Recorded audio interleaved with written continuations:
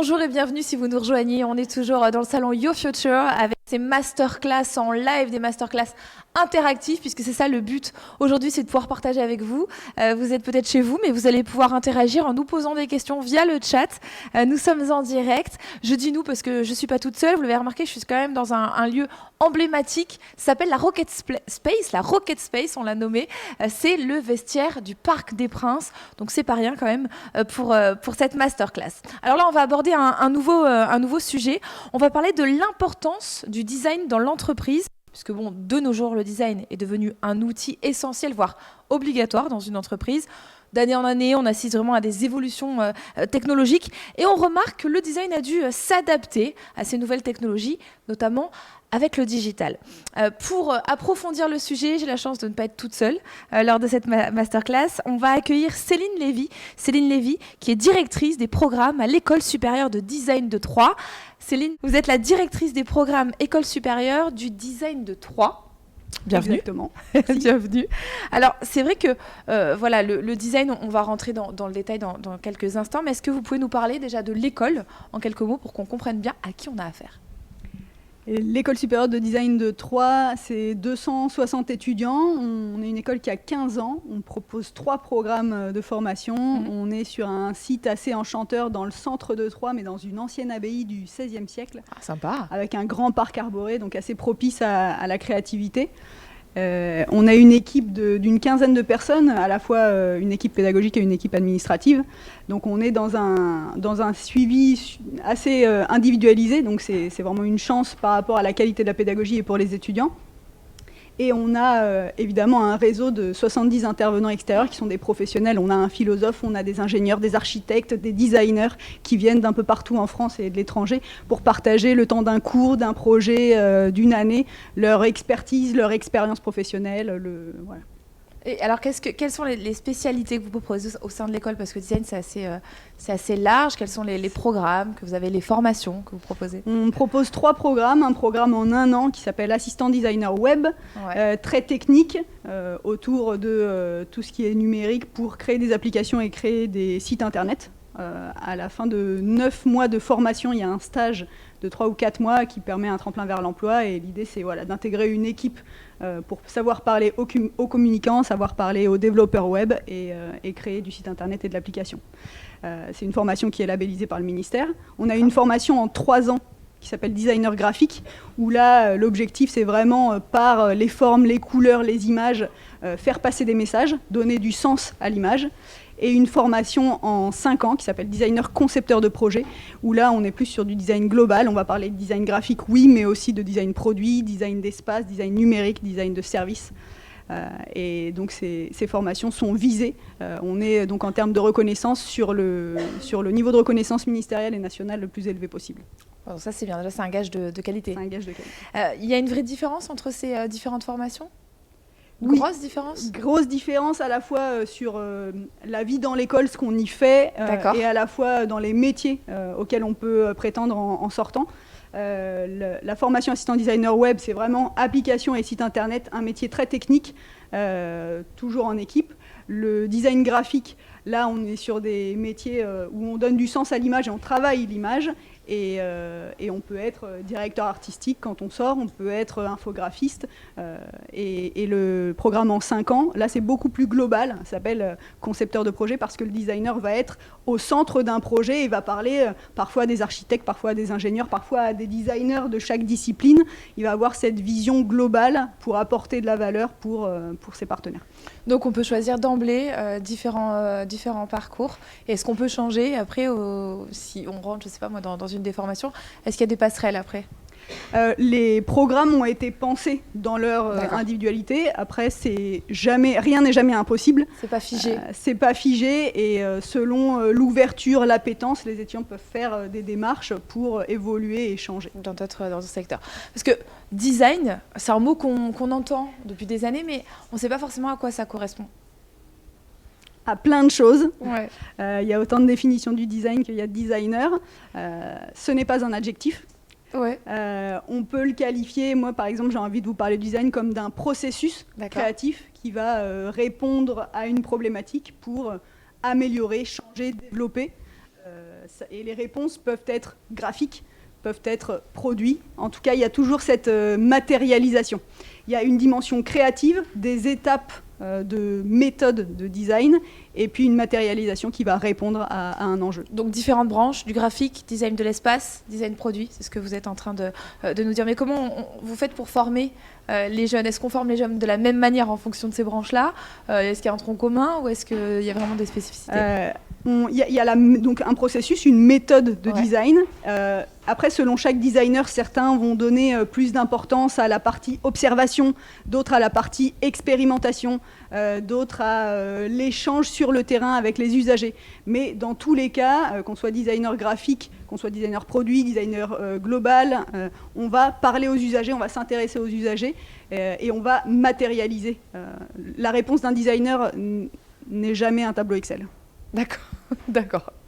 Une question qui peut paraître un peu bête, mais comment on sait si on est fait pour faire des études dans le design? Je pense à ces jeunes qui nous regardent, les internautes ou les jeunes qui sont autour de la table. C'est peut-être une notion qu'ils ont déjà entendue.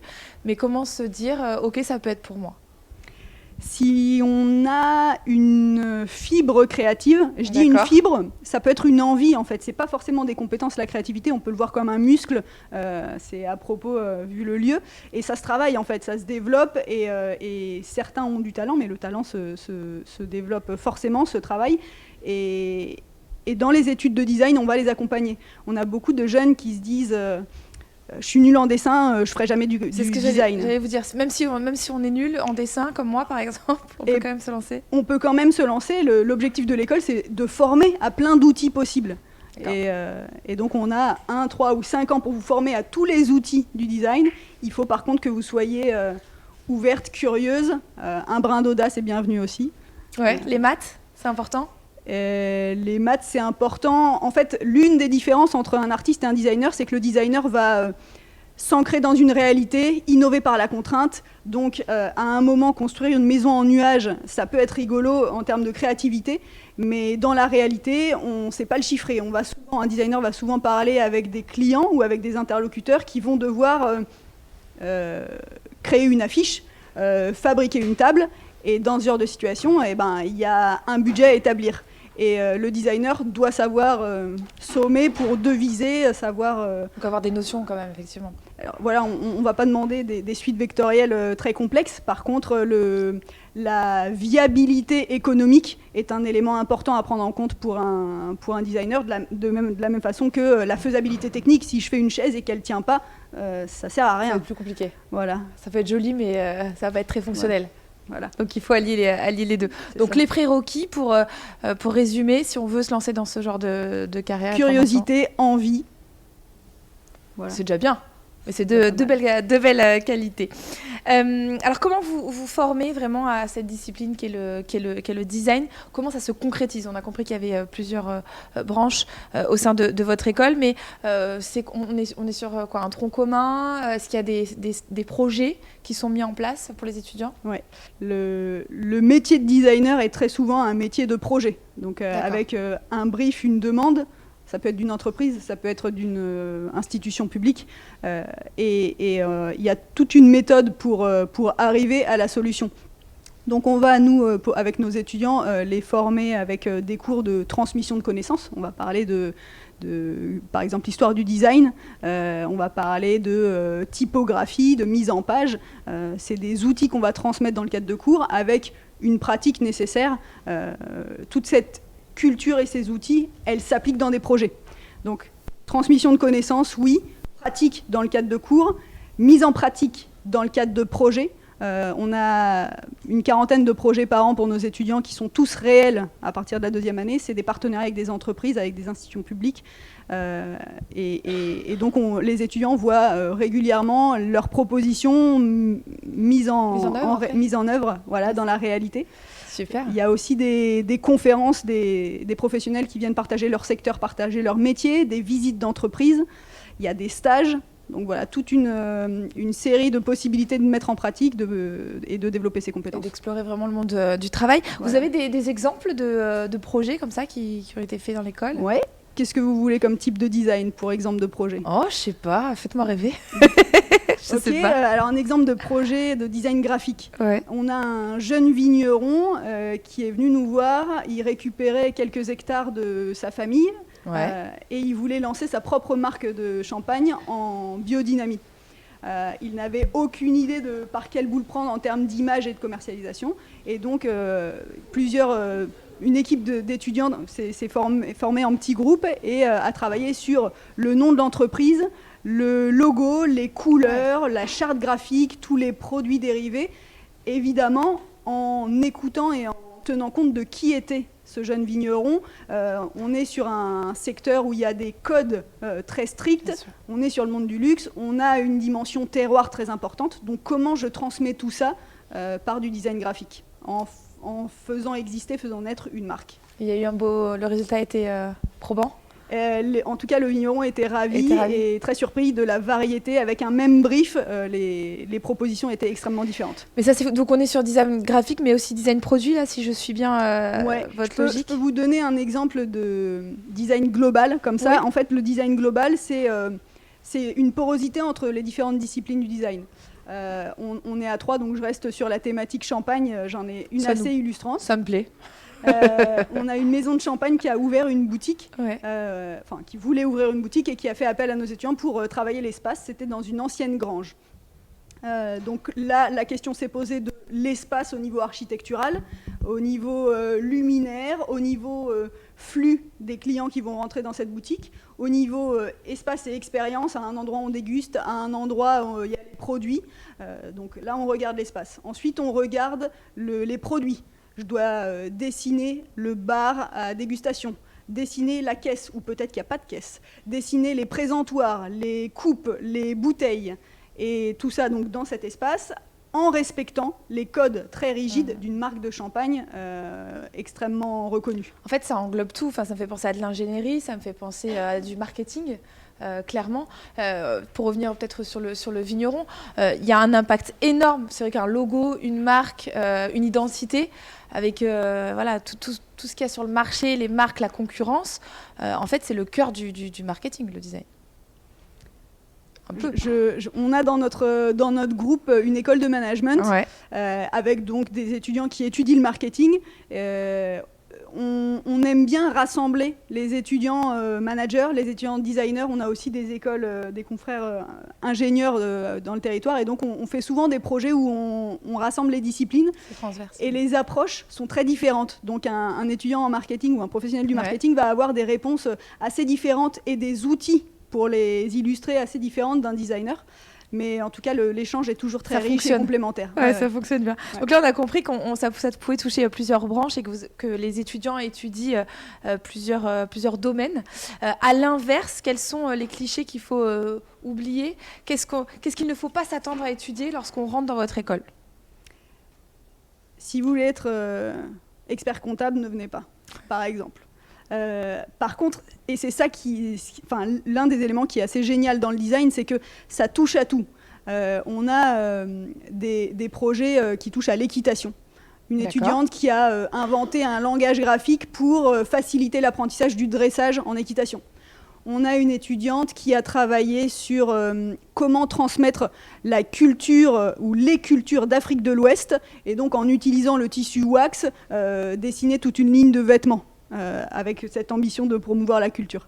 Qu'est-ce qu'on a d'autre comme exemple ? On a un étudiant qui, lui, était plus dans l'exploration des matériaux, a décidé de fabriquer une table en bois, mais voulait allier les nouvelles technologies, et donc a fait du mobilier connecté. Donc, en termes de secteur, en termes de métier, on est sur une variété assez incroyable. On travaille avec les hôpitaux dans le secteur de la santé, on travaille avec le sport. Donc, quels sont justement les genres d'entreprises qui peuvent recruter ces futurs métiers ? Tous les types d'entreprises, et il y a une belle reconnaissance qui croît vraiment au fur et à mesure des années. Il y a encore une grosse dizaine d'années, une quinzaine d'années, les designers étaient là pour l'industrie exclusivement. Aujourd'hui, c'est plus le cas. Aujourd'hui, dans les TPE, les PME, les grands groupes, chez les artisans, dans des studios de design, dans des agences de communication, avec des bureaux d'études, avec des architectes. Le design peut apporter de la valeur dans tout type de structure et auprès de tout type de métiers complémentaires. Et une fois qu'ils sont embauchés en tant que designers, quelles sont les missions auxquelles il est confronté concrètement quand il arrive dans l'entreprise? Quelles sont les missions qu'il peut avoir? Exemple, une ancienne de l'école qui travaille pour une grande marque de bijoux. Elle dessine une ligne de bijoux. Elle va échanger avec certains artisans ou certaines industries qui vont produire parfois un fermoir, parfois un diamant, parfois tout le lien du bijou, l'assemblage. Ensuite, elle va contrôler la qualité, peut-être faire des tests, parler évidemment aux clients, à l'usager, faire des ajustements et recommencer. On peut avoir l'impression que le designer, il est un peu isolé. Est-ce qu'il a une vraie place au sein de l'entreprise, selon vous? Si vous êtes central, est-ce que vous êtes isolé? Pas sûr, ouais. Donc non, c'est une vraie importance. J'aurais plutôt tendance à dire qu'il est central. Ouais. Donc c'est quand même des postes qui sont très intéressants. Et c'est en fait quasiment jamais seul. C'est-à-dire que même le designer indépendant va interagir avec les usagers, avec son client, avec ses partenaires.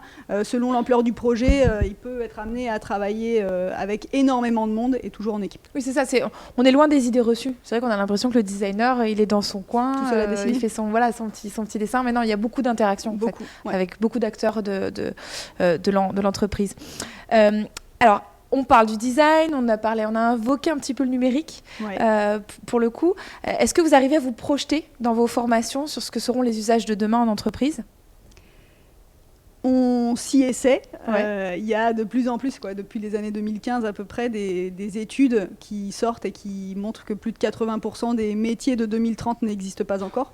Donc de fait, quand un étudiant rentre à l'école et va sortir 5 ans plus tard, probablement que les métiers qu'on annonce maintenant, dans 5 ans, soit n'existeront plus, soit auront changé. Auront muté, Donc de fait, c'est une réalité. On va tenter de questionner et de faire se questionner les étudiants sur ces sujets, ces changements. On les accompagne, on leur transmet plein d'outils, des outils numériques. On parle d'intelligence artificielle, on parle de data visualisation qui permet aussi de comprendre et de se projeter. On parle beaucoup de design fiction ou design d'anticipation. Ça permet aussi d'inventer demain et d'être acteur, pas juste de subir cette transformation.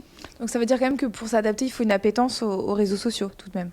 Peut-être aussi au digital, réseaux sociaux, digital, tout ce qui est numérique. En fait, je ne suis pas sûre que le designer doit avoir cette appétence, mais de fait, je pense que là, autour de nous, il n'y a pas un seul étudiant jeune qui n'a pas le réseau social, donc j'aurais juste tendance à dire que c'est notre société qui s'adapte à qui on est. Donc, c'est évident. D'ailleurs, autour de cette table, est-ce que cette notion de design, c'est une notion que vous aviez déjà entendue? Oui. Et est-ce que tu savais à quoi ça correspondait? Attends, bouge pas, je me permets. Du moins, pour ma part, le mot design, ça me faisait penser à plusieurs choses. Moi, personnellement, étant étudiante, je suis également entrepreneuse dans le design. Et du coup, pour moi, le design, c'était plus, je fais des représentations, parce que je fais des représentations pour divers événements, des représentations des décorations personnalisées. Et pour moi, le design, c'était plus dessiné, plus axé sur ce monde-là. Et je pensais pas que c'était axé sur autre que le dessin. Du coup, on en apprend encore aujourd'hui. Bon, alors c'est assez fou, c'est pas préparé, mais on tombe pile poil, ce qui montre quand même que les jeunes générations, c'est une vraie, une problématique, mais c'est un véritable enjeu. Donc cette jeune fille qui n'est pas encore formée, n'a pas forcément de diplôme particulier ou de formation professionnelle, elle baigne déjà dedans. Ouais, je trouve ça assez génial. Merci pour ton témoignage. Merci, on peut l'applaudir peut-être déjà. Ouais, merci. C'est bien, on encourage. Il faut, c'est bien. Bravo. Pardon. La chaîne est extrêmement longue et finalement, nous, en tout cas, on forme des designers pour qu'ils maîtrisent l'ensemble de cette chaîne. Libre à chacun, après, dans sa pratique professionnelle, de dire moi, je suis plutôt dans la partie créative, j'aime bien avoir l'idée. Moi, je suis plutôt dans la partie conception, moi, dans la partie mise en œuvre. Et ça, c'est un choix. Et au fur et à mesure des années d'expérience, on peut affiner. Du coup, ça va peut-être te donner envie de poursuivre des études là-dedans. Moi, actuellement, je vais passer en bachelor communication digitale. Du coup, j'essaie d'allier ce côté créatif, ce design-là, à mes études de digital. Eh ben, c'est très bien. Là, t'as frappé à la bonne porte, je crois. Bravo. Très bien. On a parlé donc du designer. Il y a différents métiers. Dans le design, quelle différence vous allez pouvoir faire déjà quels sont les différents métiers et quelle différence vous faites entre ces intervenants-là? Il y a le designer, je pense à l'architecte, le graphiste, tout ça, ça reste quand même dans le même milieu. On se côtoie, les architectes, eux, s'inscrivent dans un espace. C'est vraiment systématiquement dans un espace, que ce soit dans une boutique, dans un quartier, dans une ville. L'échelle peut varier. L'ingénieur, lui, il est plus dans la partie, quand on parlait de chaîne, donc dans la partie conception. Le designer, il va vraiment avoir cette vision globale où il s'inscrit à tous les endroits et selon les projets, va devoir parler avec un architecte et il connaît le vocabulaire de chacun. Il va évidemment pas avoir les compétences d'un architecte, mais il va savoir faire un plan technique. Il va savoir modéliser en 3D un espace pour parler à l'architecte, mais potentiellement parler au plombier, pour parler à qui d'autre, à tous les intervenants, à l'artisan qui va peut-être façonner un objet. Il doit avoir une vision d'ensemble en fait. Et connaître tous les langages.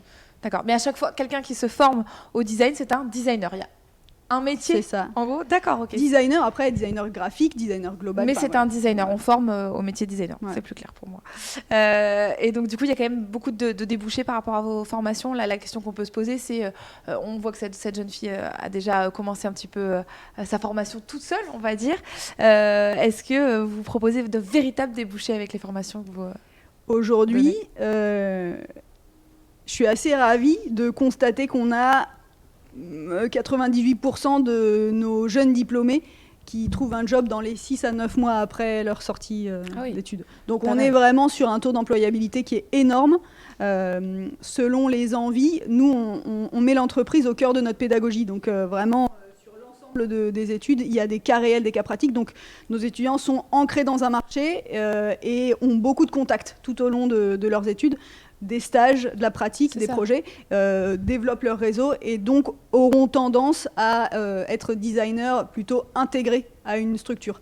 Certains vont choisir d'être entrepreneurs, mais un petit peu parce moins. que ça peut aussi fonctionner. On peut aussi être indépendant. Est-ce qu'après, il y a des opportunités d'évolution de carrière une fois qu'on rentre dans une entreprise? Oui, avec ce là métier encore, ça dépend. Si c'est un artisan, la structure est peut-être plus petite et donc ça va être un designer qui touche à tout et qui va peut-être prendre plus d'ampleur et faire grandir l'entreprise. Si c'est dans un grand groupe, on peut penser à une évolution au niveau un peu plus hiérarchique. Mais encore une fois, et ça c'est un jugement personnel, le luxe, c'est de pouvoir choisir si on est sur l'ensemble de la chaîne, si on est sur un maillon qui nous intéresse plus, si on a envie d'évoluer au niveau hiérarchique, responsabilité managériale, ou si on est plus sur s'affûter sur une expertise, sur une méthode, sur un outil. Voilà. Et vous le dites, vous parlez notamment des projets, des stages. Ça veut dire que vous avez quand même des partenariats avec pas mal d'entreprises? Oui. On a une quarantaine de projets par an, en collaboration avec des entreprises ou avec des institutions publiques. On a des stages en première année, en troisième année, toute la 5e année est en alternance. Donc les entreprises font partie du métier, mais aussi de la vie étudiante des jeunes. Donc on peut se faire repérer quand même assez rapidement. On a beaucoup d'étudiants qui sont embauchés à la fin de leur alternance. Ce qui est génial. Ouais. Est-ce que vous les accompagnez dans tout ce qui peut être... Donc, on parle d'alternance, parce que c'est vrai que le gros enjeu quand on est étudiant, le stress, c'est qu'on est encore un peu jeune, on a encore un peu le pied dans l'adolescence. Et on a peut-être parfois besoin d'un peu d'accompagnement pour trouver des stages, pour trouver des alternances. Comment vous faites? On est sur... à l'école de Troyes, on est sur une pédagogie où on accompagne la liberté, on accompagne l'autonomie. Donc oui, on va proposer plein de ressources, qu'elles soient pédagogiques, ça peut être des bases de données, ça peut être des événements qu'on organise pour faire rencontrer des entreprises et des étudiants. On va les accompagner sur la formalisation d'un portfolio, d'un CV, sur les démarches à faire, sur le suivi. Mais c'est l'étudiant qui reste acteur. Ouais. On fait passer plein d'offres évidemment, mais c'est à l'étudiant, et de la même façon que lors de son premier emploi, ce sera à lui de trouver ce qu'il veut faire et son employeur ou sa structure indépendante. Voilà. Oui, on n'est pas là pour leur tenir la main, mais on est là peut-être pour les aider un petit peu, quoi. On leur tient la main, qu'on lâche peu à peu. Le bout du doigt. Voilà, c'est très bien, parce qu'il faut apprendre aussi à être autonome. C'est le but aussi quand on fait des études. Est-ce qu'il y a une vie associative? Vous parliez de vie étudiante. Est-ce qu'il y a une vie associative au sein de l'école? On a la chance de faire partie donc, de Y Schools, qui est un écosystème qui compte une école de management, une école de tourisme, des écoles de la deuxième chance, formation professionnelle. Et donc, on a à peu près 2000 étudiants. sur 2 campus, enfin sur plusieurs campus, mais à 3. Il y a 2 ou 3 campus. Et donc les étudiants se mélangent. La vie associative est transversale aux managers, aux designers et aux... Donc ça permet encore une fois de s'ouvrir sur d'autres disciplines, d'autres personnalités. Voilà. Est-ce que il faut suivre le parcours de A à Z ou est-ce que vous facilitez aussi les reconversions professionnelles? Je pense à ça, si un jeune qui avait commencé des études ailleurs se rend compte que finalement c'était pas pour lui, est-ce qu'il y a possibilité d'intégrer vos structures? On peut intégrer l'école en admission parallèle, on peut arriver en 2e, 3e ou 4e année. Après, tout dépend si un jeune a étudié l'anglais et veut rentrer directement au niveau master. C'est compliqué parce qu'il n'a pas du tout les outils du designer des 3 premières années. Donc là, il y a une réorientation par rapport à... Enfin, c'est vraiment au cas par cas. On étudie les compétences acquises et on recommande ensuite une entrée en telle ou telle année. D'accord. Alors, comment ça se passe concrètement? Je pense à nos internautes et aux gens qui sont donc autour de nous, des gens qui peuvent s'intéresser à cette école. Comment ça se passe, les admissions? Qu'est-ce qu'il faut faire quand on est candidat là? Quand on est candidat et qu'on veut rentrer, il faut oser se raconter. Donc on a 2 modalités d'intégration. Pour les 2e et les 3e années, pour les premières et les 2e années, c'est un concours où on va leur demander par le biais d'une épreuve d'analyse, une épreuve de créativité et un portrait, de se raconter. Notre objectif en tant qu'école et que correcteur, ça va être de comprendre comment ils réfléchissent, comment ils formalisent et quelle créativité ils ont comme embryon et qu'on a envie de tirer.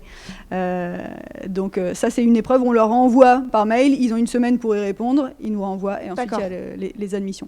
Pour entrer en admission parallèle en 3e et 4e année, là il y a un portfolio à présenter et un entretien. Oui, donc l'idée c'est de montrer en fait qu'on a les compétences que vous disiez, qu'on a au moins le savoir-être, la curiosité, l'envie.